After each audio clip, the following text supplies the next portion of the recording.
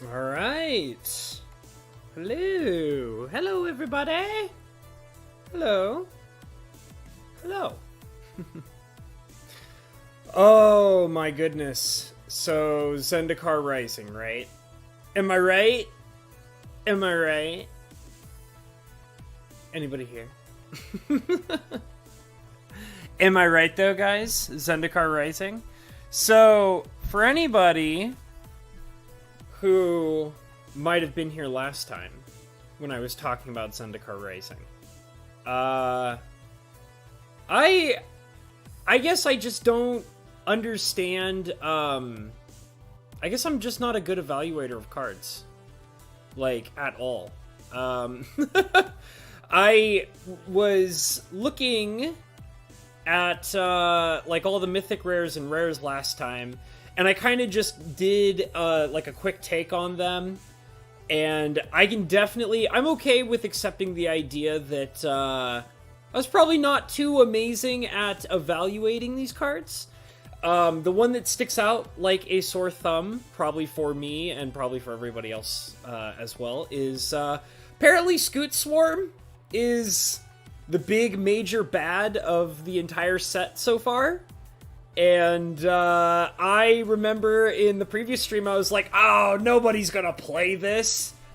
Nobody's gonna play Scoot Swarm. And it's like, right, I guess I just I don't play Arena, guys. I'm definitely not a standard player. I'm not a super competitive player.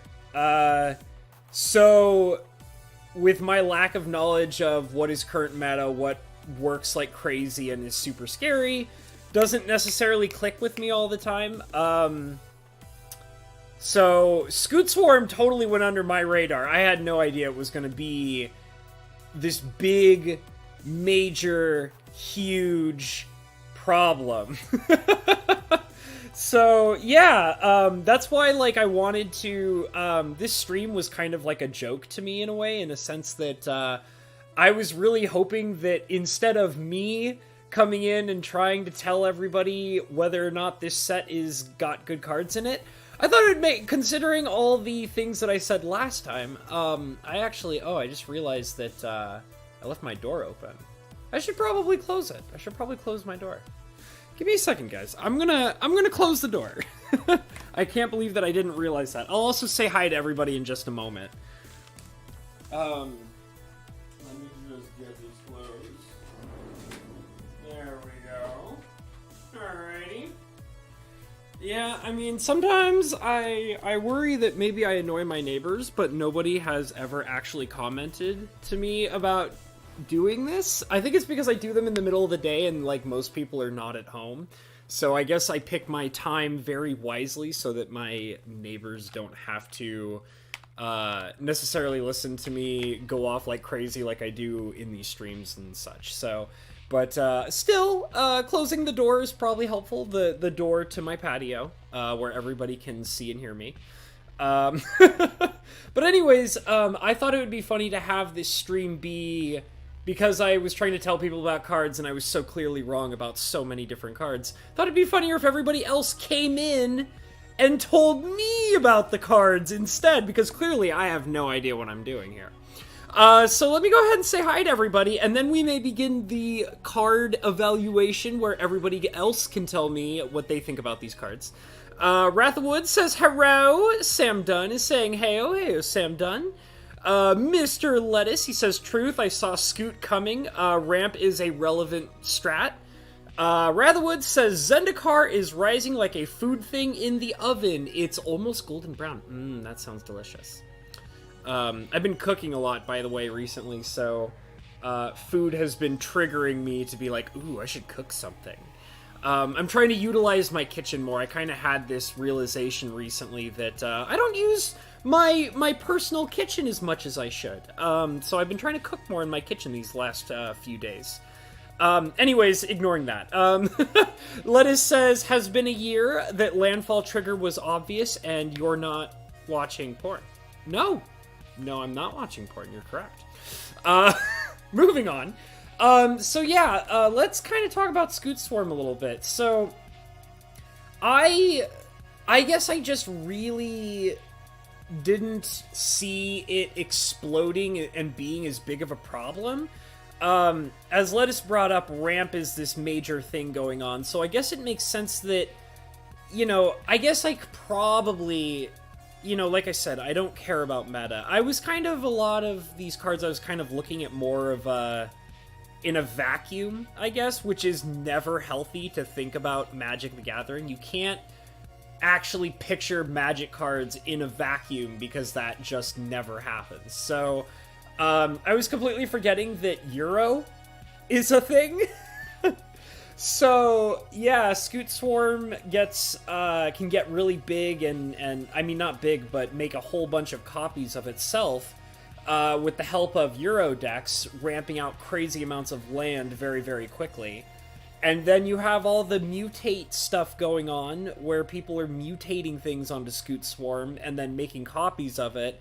And then you have, 3 or 4 copies of this beefed out mutated Scoot Swarm, which is so very obviously a problem that I couldn't have possibly foreseen, because I don't know how to evaluate cards, apparently. But,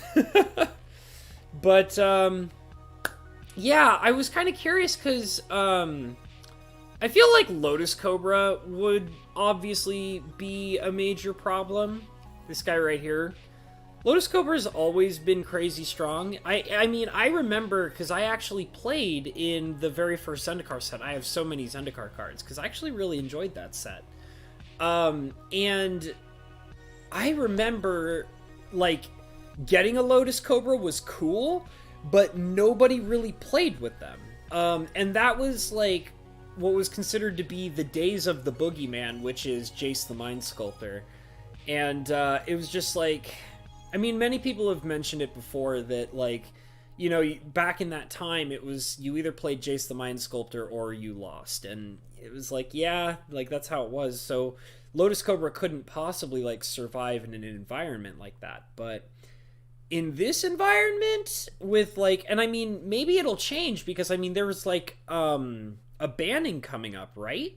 So, I mean, if they ban Euro, maybe Scoot Swarm and Lotus Cobra might... Well, I mean, I feel like Lotus Cobra is going to be a problem no matter what you do, but Scoot Swarm maybe might calm down if Euro's taken out. I don't know. I don't really know. Your boy Lettuce says, it's exponential Field of the Dead. It was obviously gross. Yeah, it does kind of seem like that. I was actually thinking about that the other day, when I was trying to understand, why, Scoot Swarm was such a major problem. And I was thinking about, the whole 6 land trigger, and I was well, that's not, hard to, I said, that's not, I first said to myself, that's not easy to achieve. And then I was well, wait a minute. The Field of the Dead had that same kind of setup, where it was either 5 or 6 lands to, get its trigger going. And I was a long time ago when I would first look at that card, I would say to myself, 5 or 6 lands, that's so many lands that you have to get to before you can get a trigger like that to shoot off. And I was but I was so wrong about that, it became this major problem with all these combo pieces, and they had to ban it. And I guess I just did that, I made that same mistake when I was looking at Scoot Swarm, where it was I was thinking of, I was saying, you would imagine it in, a vacuum. And, you're well, in a vacuum, in a perfectly controlled environment, 6 lands is a lot of lands.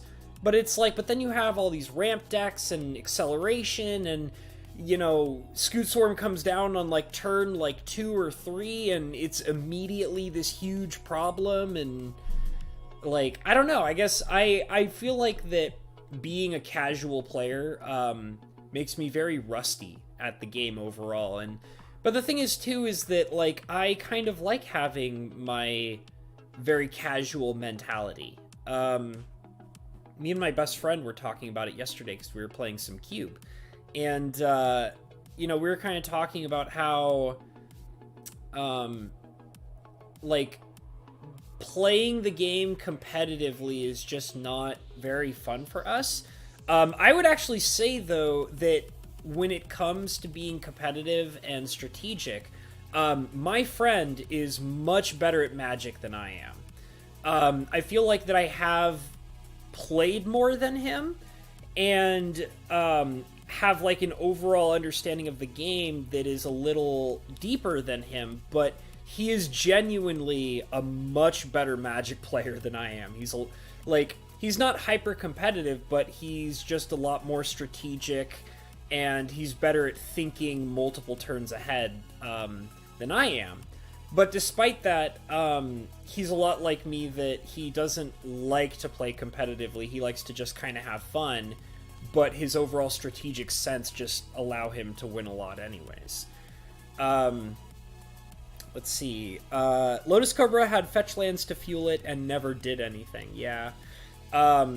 Field of the Dead was 7 lands, all with different names. 7 lands, all with different... Yeah, so that's even harder to trigger than Scoot Swarm. So, and then that basically makes you kind of realize how bogusly more powerful Scoot Swarm is. But at the same time, like, Scoot Swarm, like, the land Field of the Dead comes down as a land. Like, you can't counter it. You know, it's harder to destroy, things like that. And Scoot Swarm is, like, it can be countered, it can be killed with, like, destroy creature spells. And, I mean, eventually, like, obviously the thing is that the card has proven to be too fast to really be able to be controlled by stuff like that. But at the same time, it's like, you could understand why they thought maybe making it more powerful than the abilities on the Field of the Dead would kind of make sense, simply because the card can be destroyed or countered. It's a permanent, well, I mean, not it's a permanent, but it's a creature, and, but I guess it was just, you know, under-evaluated. Like, I mean, I don't know. It's weird. It's weird to think about. Lettuce says it comes down on turn 2 because Golden Goose is still legal. Oh, you're talking about Scoot Swarm coming... Wow, so people are still playing Gilded Goose? I didn't know that. That's crazy.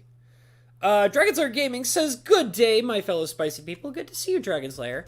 We're just kind of going over cards again. I wanted to kind of get another perspective on Zendikar Rising, because in my previous stream I clearly had no proper evaluation of these cards whatsoever, because I called a lot of cards bad that seemed to be not bad, because I don't have any good sense for meta, I guess. I haven't really heard anybody talking about anything else other than, like, Lotus Cobra, and Scoot Swarm. Is there anything else that's become a major problem? I hear that people have been talking about the crab, the uncommon milling crab. Let me see. This guy, Ruin Crab, right here. 1 blue mana, 0/3 landfall. Whenever a land enters the battlefield under your control, each opponent mills 3 cards. So here's the thing. I own Hedron Crabs from the original Zendikar set. I played with them, and I recall that Hedron Crab had a presence in Zendikar. Like, it was a legitimate strategy that was played a lot. It wouldn't surprise me if it was played alongside Jace the Mind Sculptor, though. But, is this actually more powerful than the Hedron Crab? Because I feel like Hedron Crab was already kind of like a majorly powerful card when it was played. But now we have this Ruin Crab, which hits all of your opponents instead of just the guy you're fighting.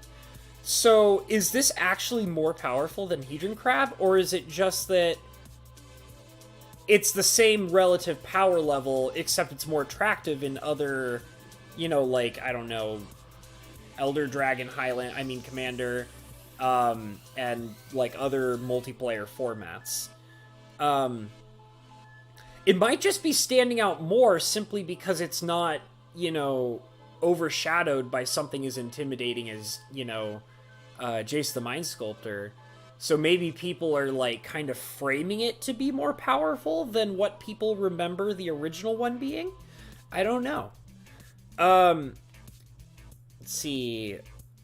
Comes down to turn 3, you can have 6 lands on turn 4. I can see that. I mean, that would make a lot of sense for, like, playing, you know, Lotus Cobra and Scoot Swarm and all of that.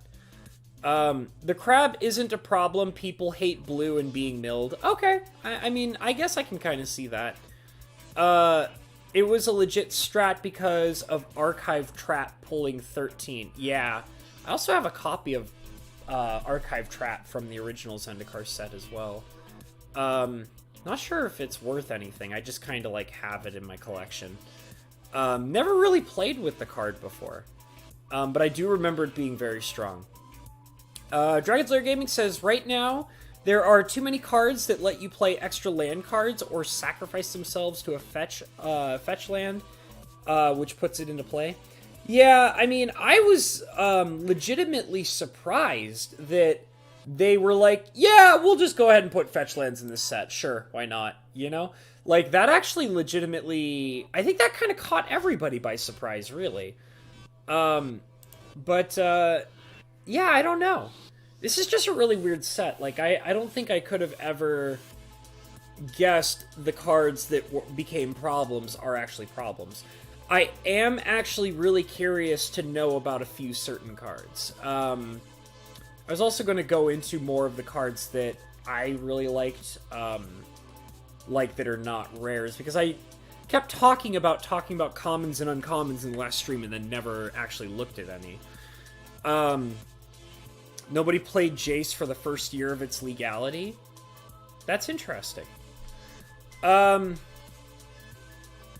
I thought I remember Jace the Mind Sculptor being, like, an immediate problem. I kind of, like, feel like I remember that. I'll look it up later, but I thought I remember, because, I mean, I remember, because he was released in World Wake, right? And I kind of remember when World Wake came out, everybody was trying to get Jace the Mind Sculptor. That's what I remember, is everybody wanted that card. I don't remember that card being a sleeper, like, at all. I remember, like, because, like, for example, like, I always think of, like, the ultimate sleeper card is, like, for example, Tarmogoyf. Nobody played Tarmogoyf back when it was first printed. Everybody thought it was a terrible card. I don't even remember thinking it was a very good card. I never got any. None of my friends ever pulled a Tarmogoyf, but I remember for, like, a really long time, everybody thought Tarmogoyf was terrible, and nobody wanted it. And it wasn't, like, worth anything. And then eventually it just kind of, like, exploded on the scene and took over. But I remember in World Wake, when Jace the Mind Sculptor came out, everybody wanted that card. Like, everybody wanted it. Let's see. Fetch lands are not standard legal. Oh, really? That's interesting. They are, like, like, expeditions, I guess, right? But that's interesting that they're not standard legal. I didn't know that. Jund kept Jace in check. I'm really not sure about that, Lettuce. I thought I remember Jace was, like, a major... Like, I remember, like, people being constantly scared of Jace the Mind Sculptor. Like, that's, like, my... Because I played during Zendikar. And I remember everybody being scared of that card. Like, I swear I remember that. It wasn't a sleeper, it was a $60 mythic. It lost to Bloodbraid. Okay, so you're saying it was an immediate problem, but there was another deck that kept it in check. Okay, I mean, I don't know. I swear, though, that I remember just, like... I remember that Jace the Mind Sculptor kicking my butt a lot. Like, I very much remember that. Like, it wasn't as traumatic, because that was, like, during the time where I was getting more into casual stuff rather than playing tons and tons of, like, standard and stuff like that. So, I mean, it wasn't as traumatic for me as other things in the past. But I do remember seeing Jace the Mind Sculptor, like, a lot. I don't remember it having very much of a check. Like, that's kind of my memory of it. So, one of the things that I was curious about is this card right here, Nighthawk Scavenger. I want to know if anybody is seeing this card everywhere. Because this is like a card that I feel like has to be everywhere. Like, it has to be... Like, I can't imagine this card being not a problem. Like, you know what I mean? Lettuce says, yeah, my polymorph deck was the only deck that used Jace and did anything. Alright. It's just that, like, Jace, the Mind Sculptor, is a one-card combo. Like, it literally feeds itself and, like, wins the game by itself, pretty much. Like, that's why that card is such a major, like, big deal. There aren't very many one-card combos out there. There are a few, and usually they're a major problem. Had Ione on turn 3. Alright. But I would love to know if any of you guys know if Nighthawk Scavenger is, like, a problem. I really want to know about this card. This is one of those cards where, like, I keep wondering about it. I wonder if it's gonna do anything, if anybody's, like, going crazy over it. I might actually even try to, like, pick up a copy myself of this card and throw it in my cube just to see what it does. Because this basically is just, like... I mean, I feel like it's literally, like... They basically took, like, one of the most powerful, like, black cards ever and one of the most powerful green cards ever and just kind of, like, slapped them together. And I was like, how can this card not be a problem, right? And, like, I'm sure there's somebody out there who would be like, oh, well, it's double black and it's 3 instead of 2. And it's like... I feel like that there's so much power on this card that, like, that shouldn't matter. You know? Like, I don't know. I would love for somebody to come in here and tell me if this card's a problem. Like I said, I don't play Standard. I don't play in tournaments. Like, I don't play Arena. Like, I'm not an Arena boy. I'm just a guy who loves Magic the Gathering, who likes to evaluate cards every once in a while, and I play very casually. So, let's kind of look at some other things. So, I would love for other cards to kind of, put any number of... Valakut Awakening. Put any number of cards from your hand on the bottom of your library, then draw that many cards +1. This is like that weird balanced, but like not really balanced, like, what is it? Wheel of Fortune, right? And it moves at instant speed. And it can be a land. I don't know if we talked about this card before. It can't be that strong, right? Is blue and red a thing right now? I would love to know. It's situational since the power and toughness is dependent on card types in your opponent's graveyard. Yeah, but the thing is that, like, decks that run, like, Tarmogoyf and stuff like that usually plan that kind of stuff out, like, beforehand. But then again, I guess, like, Tarmogoyf... Is Tarmogoyf primarily in Dredge, which is how it's able to be cheated and all that? Because you can dredge a lot of cards into your graveyard on, like, the first turn. And then I assume you could probably get Tarmogoyf out through something like, what's that card where you can, like, sacrifice 2 creatures and it flashes back and it can return a creature to the battlefield? I think it's called, like, Dread Return or something like that, right? I don't know. I have no idea.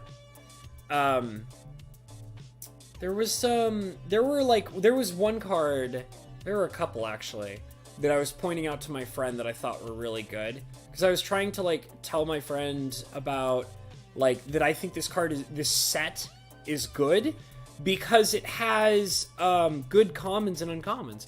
So, like, this is one of them that I was thinking about a while ago. This one's called Black Bloom Rogue, and it's a 3-mana 2/3 with Menace.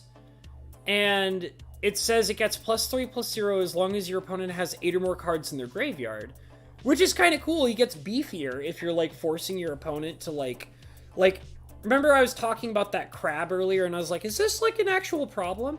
Like, maybe that crab could get enough triggers off of it from landfall to mill enough cards to make this guy into, like, a 5-power dude that also has evasion.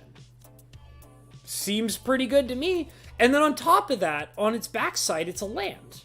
So, like I actually really like the flip cards, like the land flip cards, that are more utility oriented. Like the commons and uncommons, I feel like were really well done, because the lands that are printed on those cards, the cards that those lands are printed on, are like really good situational utility spells. Like, because I would actually imagine Black Bloom Rogue, this guy right here, to be like a card that would be worth playing, you know? Like, because it's, like I said, it could have 5 power when you're running like other things with it, and it has evasion. So I think this one would be pretty good.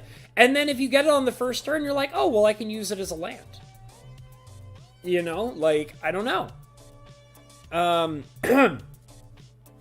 Dragon Slayer Gaming says, some reanimation effect, but yeah, you can stack your own deck with max card types and mill yourself. Can't really stack your opponent's deck like that. Oh, is it the opponent? Number of types among cards in your opponent's graveyards! How could I have not possibly seen that?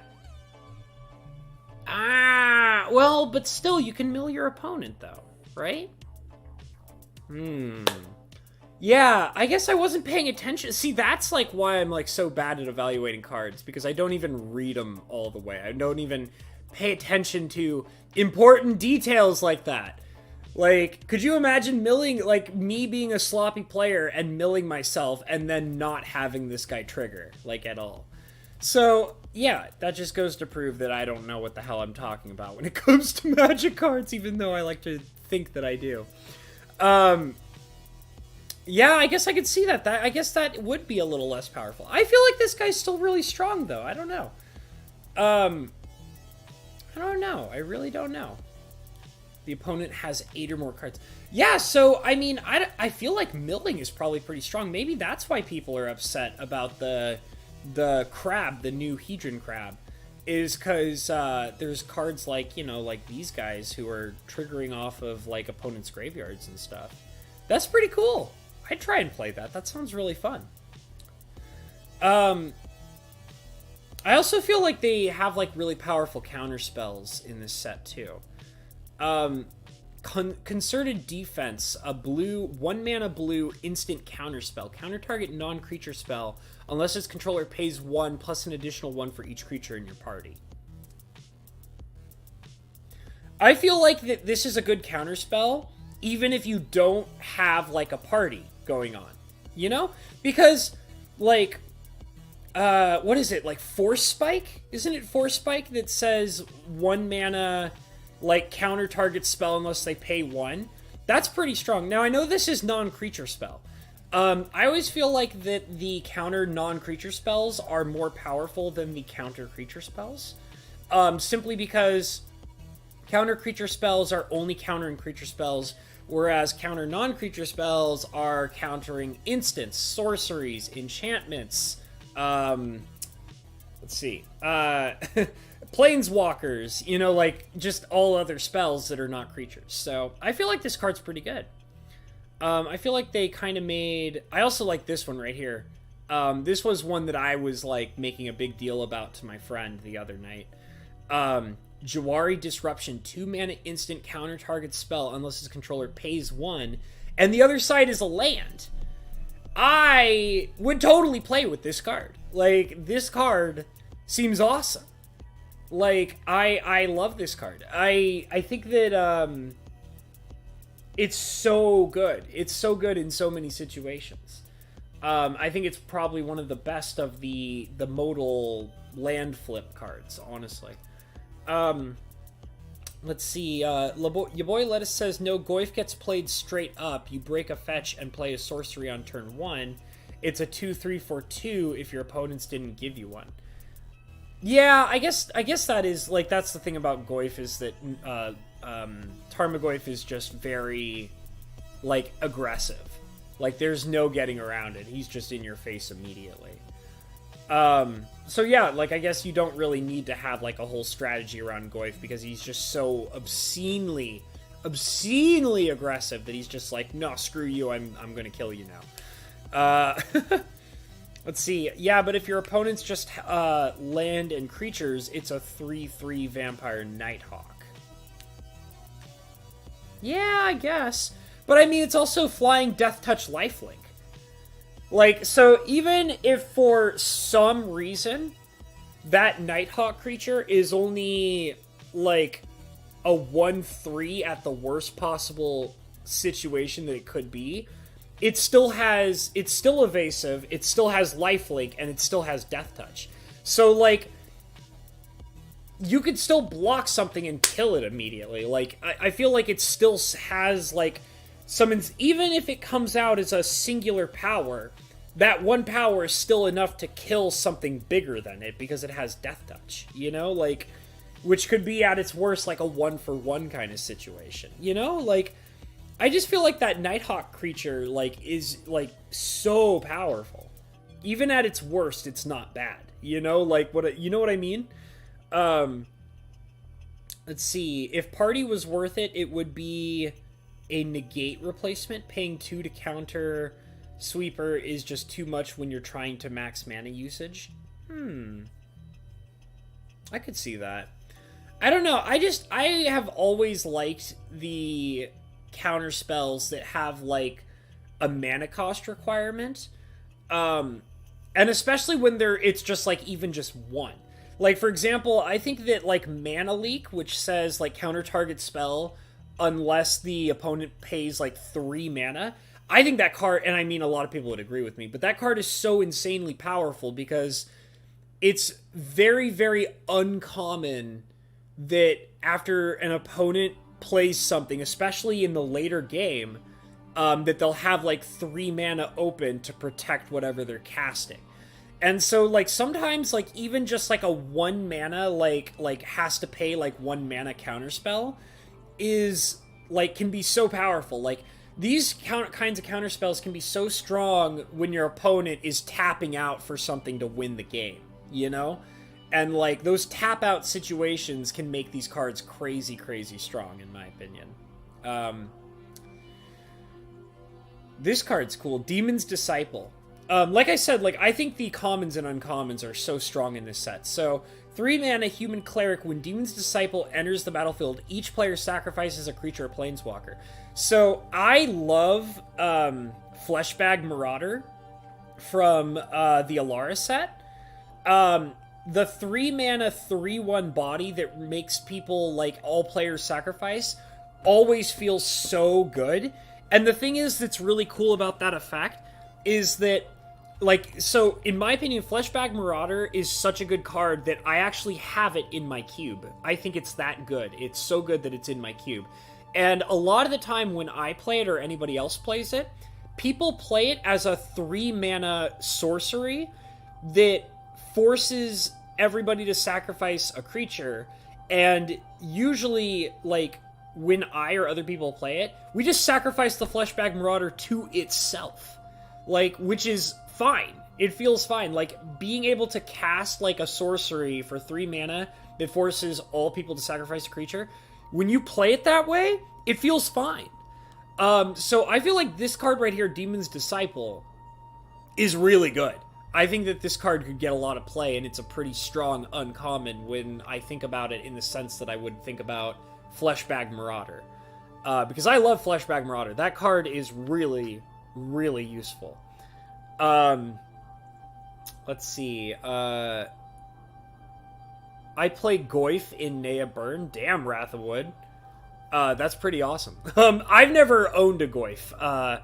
It would be really cool to own a Tarmogoyf, but I don't have the kind of money to spend on a Tarmogoyf like that. And I mean, it would be cool to own, and I would love to own one. But you know, I ain't got money for that shit. But it's cool, and I'm a little envious that you have a Goyf in your collection. That's pretty rad, dude. So be proud of that, man. Nea Burn is pretty scary if it's filled with Goyfs, you know? Hey, Thoth, what's up, dude? I don't know if I noticed you in here before, but good to see you, brother. Thoth says, well, we are going to get more modal, I think you're saying, got it. I think modal is spelled with an A, though, isn't it? Modal DF cards in Kaldheim? That would be kind of interesting to see. Vampire Nighthawk was Fly, Lifelink, Death Touch. 2/2 for 3?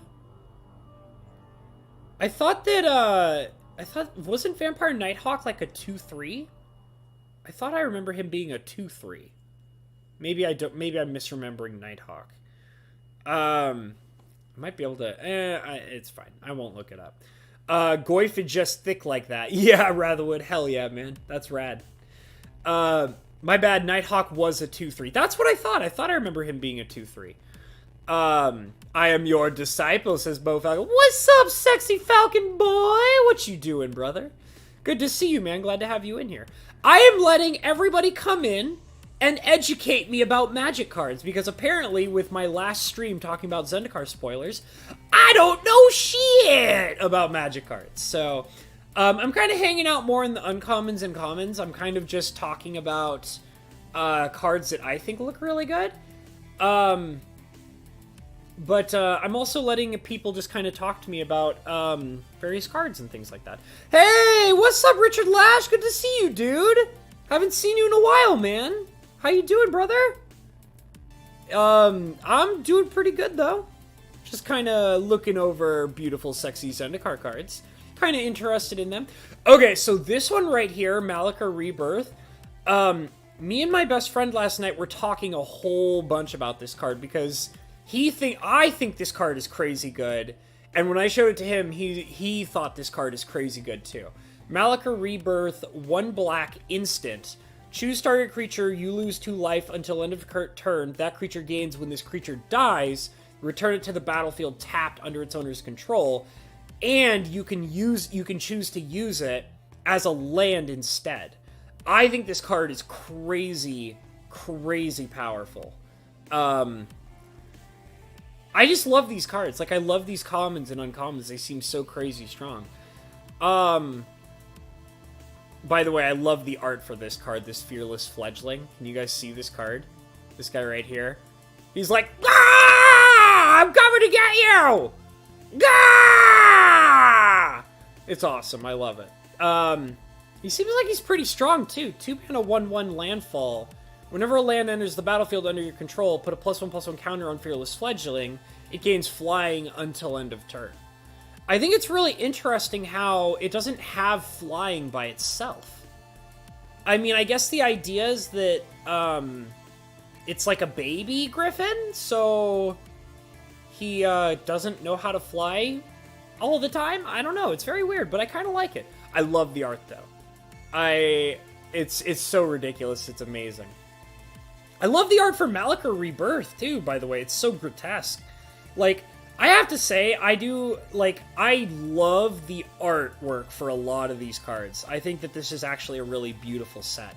And sometimes, like, I feel like with a lot of the most recent Magic sets, they're very hit or miss for me. Like, I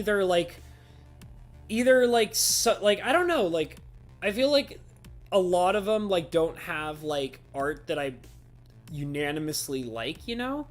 But this set has a lot of art that I really love. I feel like it's just really colorful and interesting, and I feel like a lot of the artists are a lot more brave with how they're doing their artwork in this set. It just really stands out to me. Like, I love this Malika Rebirth because it looks so grotesque and gnarly. And I remember seeing, like, the flip side of Malika Rebirth, like the land side, and it looks just as amazing as this one. So, I mean, I would love to own this card to not only, like, play with it. I think playing with it would be fun. But I think the artwork is just really spectacular. And I do collect certain cards just because I think their art is amazing. Let's see. Dragon Slayer Gaming says, Malika Rebirth, that Sacrifice Cleric, wrap your mind around that one. Oh, that is pretty cool. Return it to the battlefield tapped under its owner's control?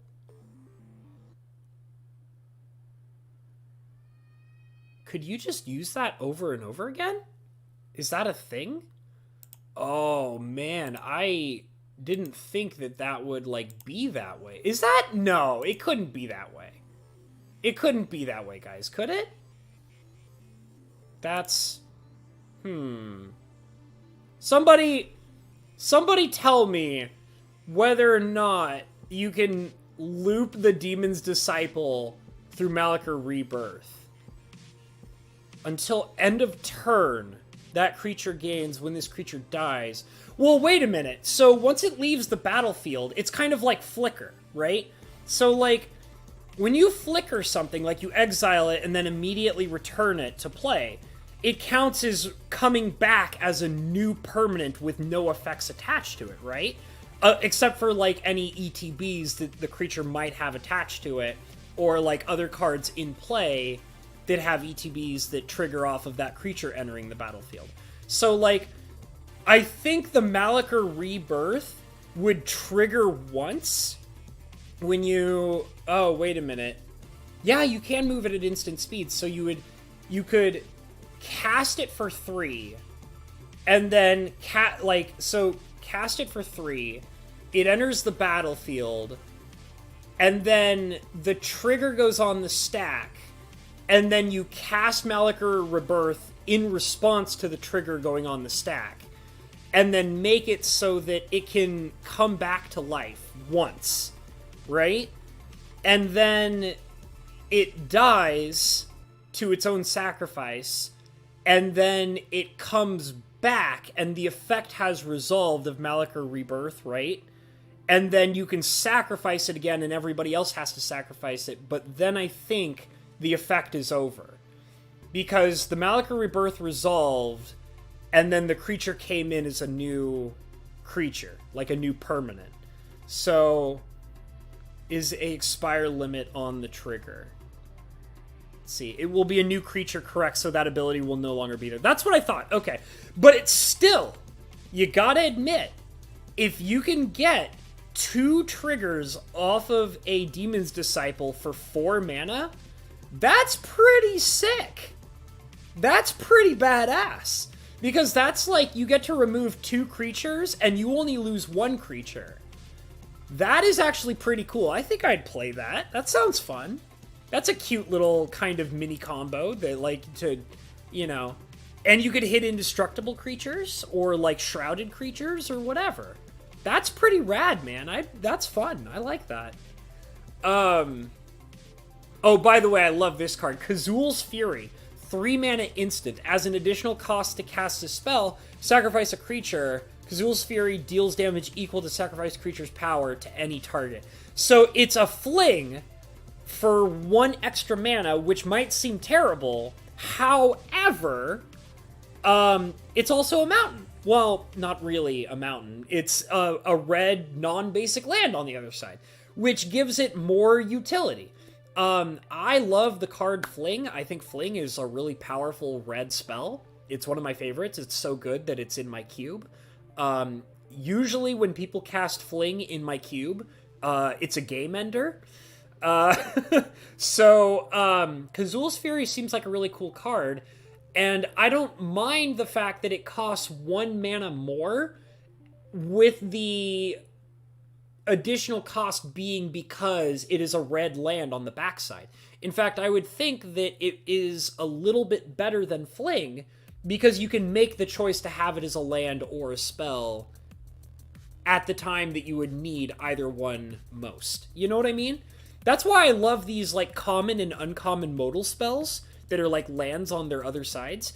Because, like, for the rares and mythic rares, they don't seem very good, in my opinion. Because, well, the mythic rare ones seem really not that good. They seem too conditional. I don't like them very much. But the uncommon and common ones seem really good to me. Because, like, you're more likely to see them, and you're more likely to utilize them. I think that it would feel bad so, like, it's hard to say. Like, because I gotta remember that my evaluation is not necessarily the best, but in my opinion, I would think that the mythic rare modal spell lands, like, I feel like that if you played that spell as a land, it wouldn't feel that great because it comes into play tapped. Like, it's a mythic land, and it comes into play tapped unless you let it bolt you, and then it only makes one color of mana. And then, so if you play it as a land, I feel like that would feel not good. And then, like, if you keep it in your hand as a spell, like, it feels so strict and conditional. I guess, I don't know. I don't know if it would feel good to actually cast any of those spells at their full price as they are. But I just feel like they're not very good. But when I look at, like, these ones, like Malakir Rebirth and Kazul's Fury and what was this blue one? Salundi Vision. This is another one that I think looks really good. And Jawari Disruption. These seem great. These seem totally, like, awesome to play with. And I legitimately feel like that playing them for either side doesn't feel bad. Like, if you desperately need a land, and you play Jawari Disruption as a land when you desperately need it, that feels pretty awesome, and you don't care if it's, like, coming into play tapped, because you need it so bad, you know? And then if you don't need the land super bad, you have a decent, like, counter spell, or you have a decent, card sorting card, or you have a decent, like, one-turn reanimation spell, or, like a fling. That feels pretty good. I don't know, it's just really weird. I never thought that I would see, like, a cycle of, like, cards, like these modal spells, the modal spell lands, where I never thought I would see a cycle where it feels like that the commons and uncommons are so much better than the rare and mythic rare versions, It's weird. Let's see, Malakir, okay. Sacrifice the cleric, okay. New game objects, so no. One-time shot, but hit a creature with an ETB effect with the rebirth, then sacrifice it with the cleric. Yeah! It could be. I think that when we were talking about Malakir Rebirth and the cleric, that's a pretty good setup. And I mean, 4 mana seems doable for that setup as well. It will be a new creature, correct? Alright, I read that from Bo Falcon. Until end of turn is expire limit on the trigger. Lettuce says you play them as 25th, 26th lands, so when you don't need the land anymore, you have an effect. Play them as the 25th or 26th land? Need the land anymore, you have an effect. Oh, I think I see. You're just saying that, like, I would assume maybe you're justifying, like, how the mythic rare and rare ones work. So, it just, like, I don't know, because I feel like that I just don't like the bolt effect with only a singular color. I still don't like that about the mythic land spells, Like, I don't like the fact that it's a non-basic land that's mythic that only comes into play untapped if you take a bolt to the face, and also it only creates one color. Like, I'm just not feeling that, because at that point, like, it's just like, I don't know if I would be comfortable with being bolted in the face only to be able to create a singular color of mana. Especially when you have, like, a reference to the shock lands, which create 2 different colors of mana and shock you to the face for 2.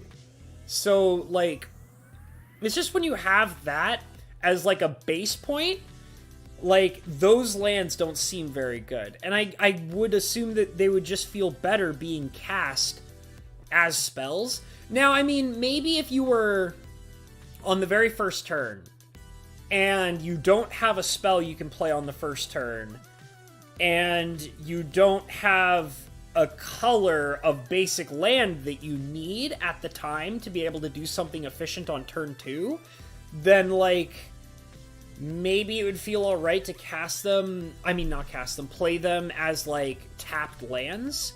I'm just not sure. Like, it doesn't seem like they're worth it to me. I don't know. I mean, I guess maybe I'll wait until I start hearing about somebody playing, like, 4 copies of those mythic land cards. Like, because they're secretly really powerful and I was a total idiot and don't understand it. So it's just weird. I don't know how to feel about them. Dragonslayer Gaming says, one thing with those modal land spell cards, you can put them into play as a land to save them from hand destruction and use land-specific bounce effects to get them back when you need the spell. Yeah.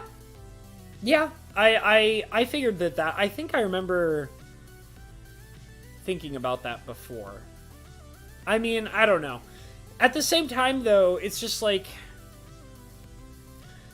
those spells don't seem that impressive to me. I mean, I get... it's... the white one and black one seemed really good. Green one seems alright. Red one seems meh, because it doesn't target players, if I remember correctly. So you couldn't use it as, like, a ramp kill spell, you know? And the blue one seems like it's the worst, but I don't know. I don't know. Like I said, I'm accepting the fact that I can't trust my judgment because I don't play meta. Yeah, you don't play more than 2, says Lettuce. I assume you're talking about the modal cards. But the shock lands on turn 8, when you have another land for turn, they don't cast Entreat the Angels. That's true. Yeah. 4 copes is loose. I don't know what that means. Let me take a look here. See, like, this one's good too. Like, this is exactly what I'm talking about. The Kabira Takedown. 2 mana instant. Kabira Takedown deals... like, instant speed. Deals damage equal to the number of creatures you control to target creature or planeswalker. So... and it's a land on the other side. That seems great. Like, I love these common and uncommon, like, modal spells. I think they're great.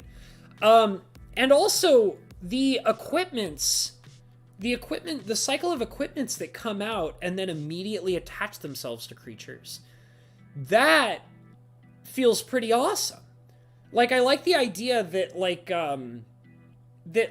the first time I cast an equipment, I don't need to, like, have more mana open to get it to be on a creature that I want to attack with immediately. Now, I will say that the cycle of cards that they did this with, I mean, there is that hammer that seems bogusly powerful. I am going back up to it real quick. This guy, Maul of the Skyclaves, which immediately equips itself, and then +2/+2 flying and first strike. That seems amazing. This card seems amazing. Like, I think that... I don't know if it's overpowered, though. I haven't really heard... like, that's the thing, is because when everybody's, like, talking about... you know, like, oh, Scoot Swarm and you know, Lotus Cobra, oh god, Lotus Cobra this, and Scoot Swarm that, and it's like, yeah, but I don't hear anybody talking about anything else, and it kind of sucks, because there's a lot of cards that seem really good here, and I don't hear anybody talking about any of them.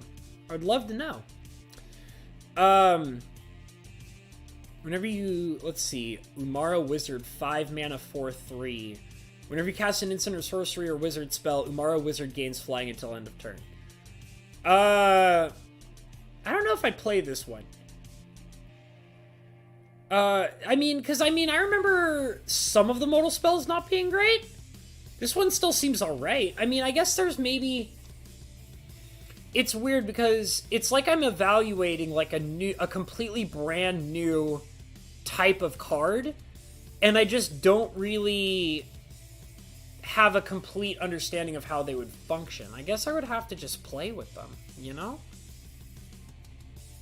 It's one of those few times where I feel like that I would actually want to try and play Arena just so I could get an understanding of how these cards function. Because I really can't, like, I really can't know for sure. 4 copies of the Mythic Modal Lands. So you're saying that's, like, not the right way to be doing it. They've been doing auto-attach equipment for a while. I guess so. Like, I mean, one of the things that I think about is, like the living weapons from New Phyrexia. Like, Batterskull and stuff like that. I have a Batterskull in my cube. I think I remember showing you guys before. I have a Batterskull in my cube. And, wow, when Batterskull comes out, it's like, whenever Batterskull comes out, it's like, well, I guess I'm playing Batterskull now. Like, it's kind of like when you play Masticore a little bit. Like, when somebody plays Masticore, the whole game of the person playing Masticore now revolves around Masticore.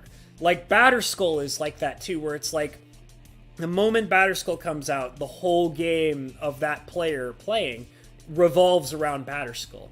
So, I wonder if, like, these cards that, like, auto-attach themselves, I wonder if any of them will be like that. Like, for example, like, the Maul of Skyclaves. Like, this card, like, I know I just was talking about it.